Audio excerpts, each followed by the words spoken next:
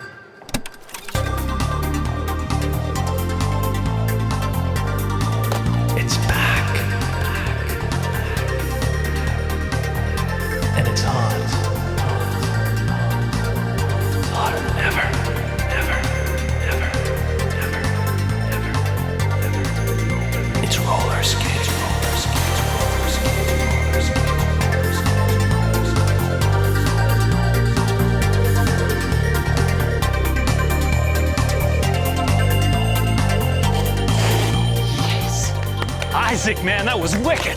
Wow, where'd you learn to do that? Can you teach me to do that? Wicked shirt, by the way. Yes, roller skating is sexy once again, and I gotta get a piece of it. Whew. Okay, Isaac, longtime hockey player, a little bit of inline skating, want to learn to use the quads. 3 things. What do I need to know? You need to know your balance, you need to know your turning, and you need to know your stopping. Just pick up your feet. Right. If you can stand up and pick up your feet and rock side to side, you got your balance. Right. And now, if I don't have my balance and I pick one of my feet up, what will happen? You're gonna fall. 1, 2, 1, 2, 1, 2, 1, 2. I have balance. We're gonna do a T-stop. Okay. I want you to just lock your legs straight, put it right at the back of your skate. Here we go. Sort of like that. Just like that. Okay, so last thing, turns. We're just gonna do a simple turn. All you gotta do is lean in. You guys ready? Here we go. Push a couple of times. Oh, that's nice. It's sort of like you're flying, man. A little bit like you're flying. See? It's sexy. Macho. But what's the difference between these skates and those other skates? Well, let's check out the nuts and bolts, shall we? Inlines have 4 or 5 wheels in a line down the center. Get it? In line. The narrow wheels produce little friction, meaning you can go faster and turn sharper, making the skate good for sports like hockey. The old-fashioned roller skate has 2 pairs of wheels, creating a more stable platform to stand on. They're attached to the boot with a spring or a rubber cushion called a truck. Say you shift your weight to the right. The trucks contract the space between the wheels on the inside and expand the space between the wheels on the outside. Because the inside line is shorter than the outside line, the skates turn to the inside, meaning you don't have to do one of them their tricky crossover things, something Robert and Brenda Smith mastered back in the 70s when roller skating was king. It's an awesome thing to do. It's a lot of fun, and I don't know why more people don't do it. And we both enjoy doing it together, which is even better. Anytime we go on holidays, anytime we go or do anything, it always seems to kind of center around roller skating. We kind of got bit by the bug. And it's a bug that's spreading. You might think roller skating died out with disco. Nope. Wherever Robert and Brenda travel, they find new hot spots and unique styles of skating. Regional styles of skating, a lot of it comes from the music that is being played at the rinks. Like you'll go to one rink and there'll be predominantly disco music. And there'll be other rinks that would be predominantly rock music. So it makes your body want to move a different way. In Delaware, they skate in a line. It makes it really interesting because you still pay attention to where you're going without hitting the wall, and they'll just skate around like this for like 5-6 songs. They also do more aggressive things like flying nutcrackers. You basically jump up in the air into the splits and then come straight down into the splits onto the floor. It's just awesome to watch. In Detroit, they do what they call open house. And they'll just slide from one end of the floor right over to the wall. You can smell the wheels and the wood burning, and you get like 30, 40 people doing it at once, and it's a really fun thing to watch. In Ontario, the local style is known as rollerbooting. It's a crossover, and then as you kick, do a bit of a circle. That's why we call it rollerbooting. Even the styles of skates make one skating style better than another in that area. If you have really slippery wheels, you do more slides and things like that. When you have stickier, more grippy wheels, do a lot more side to side and grippy motion, because that's what you can do. You can't, a lot of times can't cross over the styles because the equipment won't allow you to do that.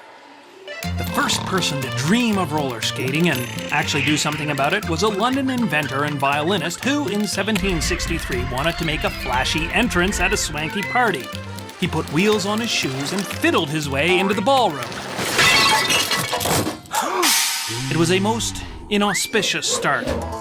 More inventions followed, all consisting of a straight line of wheels. But they weren't fun. They were too bumpy, and turning was a bitch.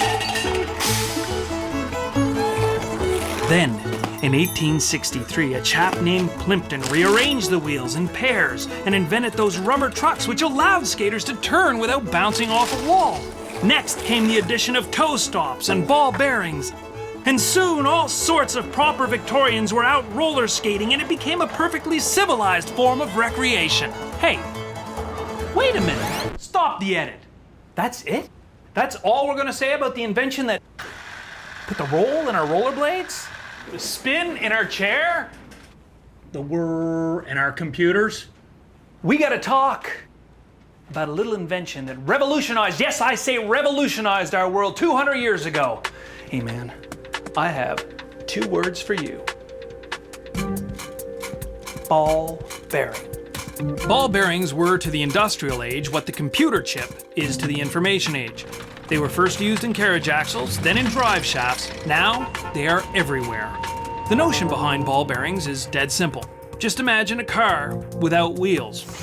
Tires reduce the friction between the car's body and the road by transforming these 2 flat surfaces into single points of contact. Ball bearings work the same way. A series of perfectly round and smooth balls roll in a track between 2 smooth surfaces. Each ball temporarily bears the load, easing wear and tear.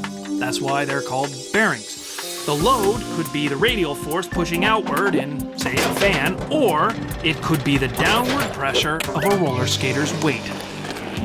Yes, indeed, it was the ball bearing that turned roller skating into a craze.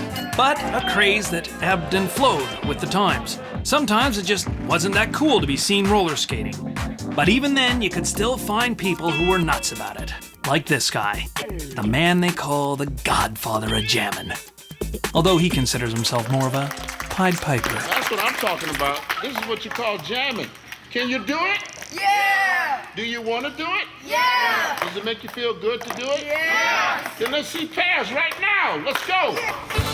Here we go. So what is jammin'? Well, think disco dancing on roller skates. Bill Butler wrote the book on it, literally, and he's been teaching it to others for most of his 73 years. A jamming is something that people get together and do, and a very defensive way to skate on a rink in a public setting that's fun for everyone. That's what jamming is. Free expression. The beauty of the jamming technique is to make sure that you develop your own sense of rhythm. Don't put your foot out like this. You don't put your foot out, you're always at your knees and your foot lead. Space plus the beat equals the stride. Once you have the basics, improvisation becomes key. Dump. And then you pump.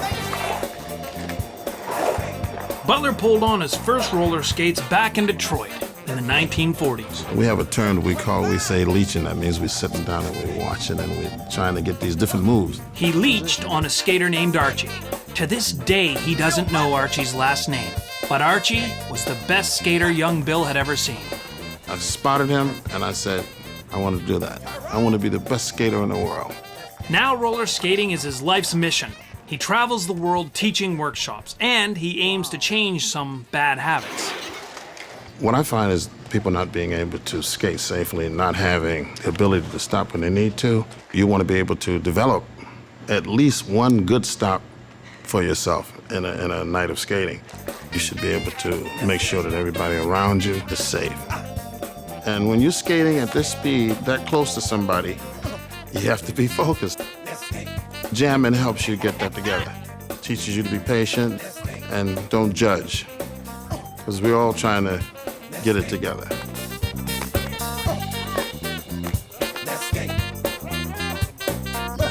People still line up to take Bill Butler's classes, even though it's been 20 years since the last big boom in traditional roller skating ended. That was when the quad skate lost its coolness, and a new skate design rolled into town.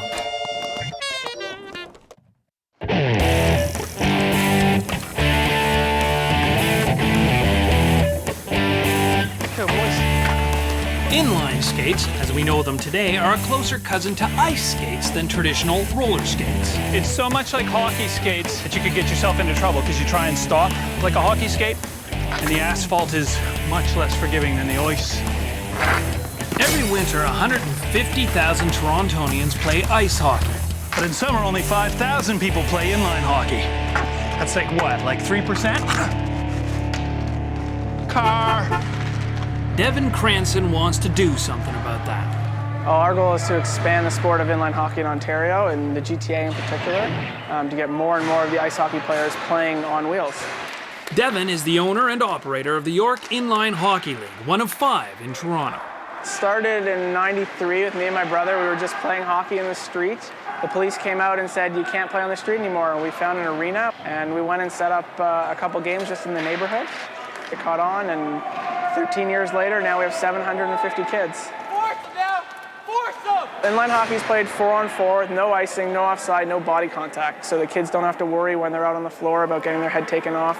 And don't think they just melt the ice and go. No, Devin sunk 60 grand into a portable floor specially designed for inline.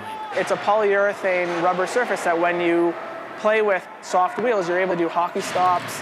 You have great maneuverability. It really improves the game.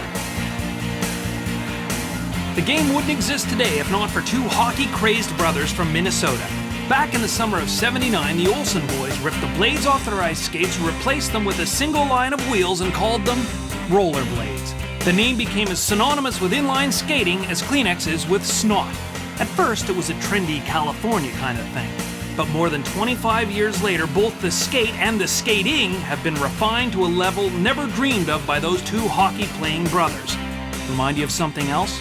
Well, don't you dare say it. The last thing these guys want is to be lumped in with those skateboarders. As opposed to calling it like extreme stunt rollerblading, it's just called aggressive skating. It's just kind of like a tagline that was given to us. I know we just call it skating. You just go out and skate, just like skateboarders don't say we're going, I don't know, extreme skateboarding, they just skateboarding. It's a little bit different than skateboarding in the sense that you're facing forward, keeping your shoulders square to your body when you're skating. On a typical hockey skate, there's no surface for you to do any kind of tricks or grinds on. The wheels on a typical rollerblade are a lot bigger, and the wheels themselves, the urethane that they're made out of, it's a lot softer in comparison to an aggressive wheel, which is a lot harder and typically a lot smaller with a wider running surface, just for more stability. You want more surface area when you're landing, not more grip. Yeah. No, the softness of the wheels adds to the grip. So, you're wrong. Screw you. No, just screw you. Guys, language! There are kids in this show. Through the forest, scooping up the field mice and You'll never guess what Peter Doucette is when he's not teaching Little Bunny Foo-Foo, one of my personal favorites, to a class of 5-year-olds. Give up? Mr. Doucette is the Canadian speed skating champion. That's right. In fact, he's been Canadian champ twice in the last 4 years, but that's not enough for Peter. For the marathon, if I have a good strategic race, I could be vying for a medal at the World Championships. So I can earn that and bring that home to Canada. On the straightaway, Peter reaches speeds up to 50 kilometers an hour. He spends hours every day training, on the road, around the track, and in the gym. These exercises are called biometrics. The purpose is to ingrain proper technique into his muscles. You'll end up having a lot of races decided in the final sprint. At that point, it's not fitness that counts, but it's technique, because that's what gets you the speed. That's what my focus is right now, is learning how to really skate properly, how to roll, how to balance, how to be agile, and put everything so my whole body is aligned as one unit to work and just really power myself that way. 3 things you need to know about speed skating. Keep low, push to the side, not back, and glide. Glide like your life depends on it. The speed skate will help you out as much as it can. Frame is long to give a broader base to push from. The wheels are larger so they roll faster, increasing your speed. And they come to a narrow point, reducing their surface area and cutting down on friction. That all means you can go really fast. But there's one thing you can't do on speed skates, and that is get funky. Baby, I have got myself a bad case of boogie fever. Let's get it on. Oh, I got the toe thing happening. We're like some sort of Elvis twins from hell. Yeah! Oh yeah, that's some bad stuff, man. This is my signature move. Plant, plant, nice. Oh, look at this. Oh, ooh. The skates do way more for you than inlines do. Body stays loose. Yeah, you keep your body loose and it's like crazy legs, man, crazy legs.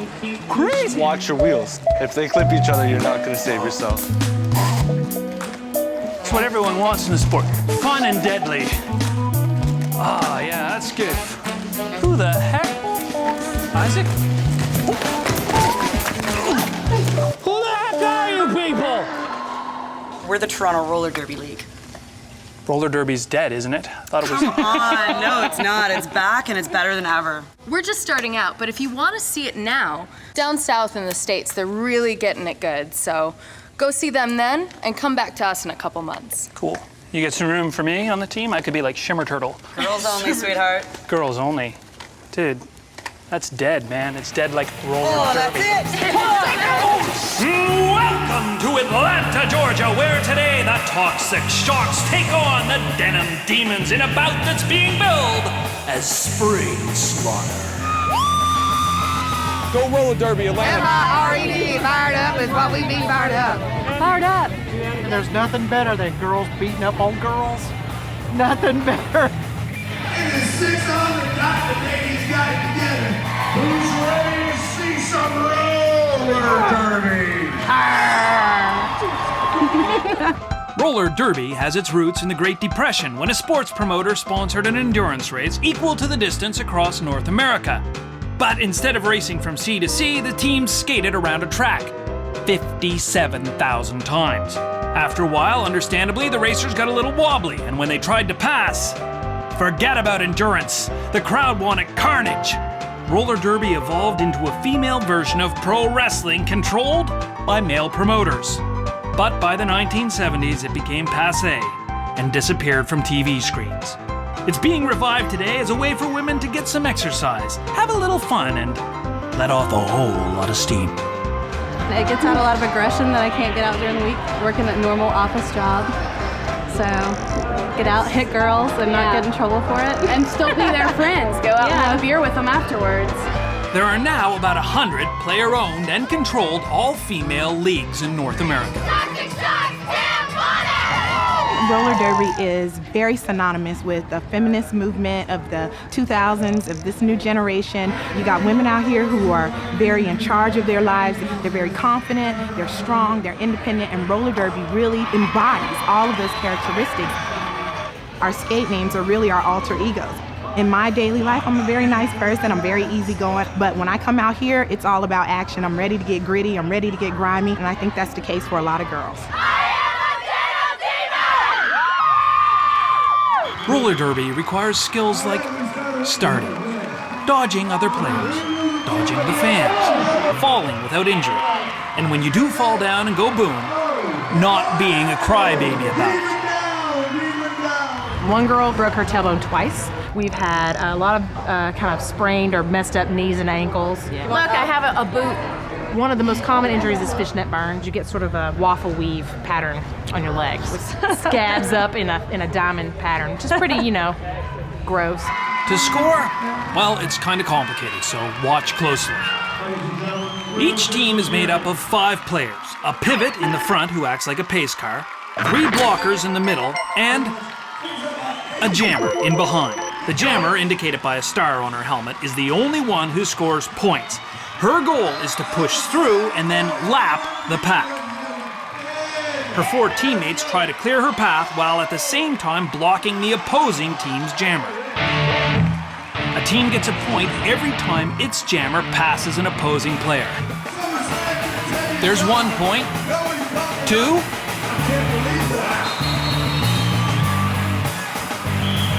and 3. There are rules, like no grabbing, pulling, elbowing, tripping, or fighting. Rules, it would seem, are meant to be broken. Here in Atlanta, penalties are meted out by the mistress, La Dangerosa, who makes sure that the punishment fits the crime. Ladies, you got 30 seconds. Do it up.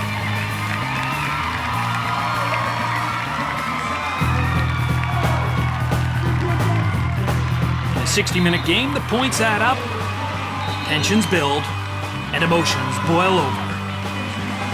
Ain't no wussy Europeans here, Don Cherry.